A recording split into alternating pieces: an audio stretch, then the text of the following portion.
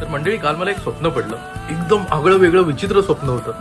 त्या स्वप्नामुळे ते 4 बरण्या समोर तिकडे दिसत आहेत. तर स्वप्नात काय होतं माहितीये, म्हणजे मी सूट बूट घालून एकदम मस्त आहे ना रस्त्यावर धावत चाललोय आणि रस्त्याच्या पलीकडे काय खूप गर्दी जमली आहे, खूप सगळं पब्लिक जमलंय आणि मी बघतो तर काय तिकडे एक हॉटेल आहे आणि त्या हॉटेलचं नाव आहे प्रसिका.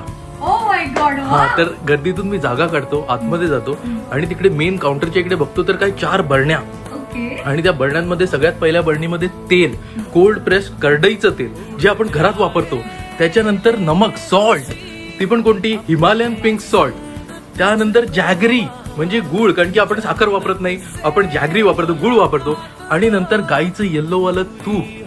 म्हणजे ह्या बेसिसवर रेस्टॉरंट उघडलेलं प्रसिका नावाचं, तर त्यात तू पण होती. माहिती नाही, स्वप्नच राहते की पुढे काहीतरी होते की नाही त्याचं. आणि नंतर लंच विथ प्रसिका करतो आपण आणि नंतर लोक येतात जेवायला, म्हणजे भन्नाट होतं.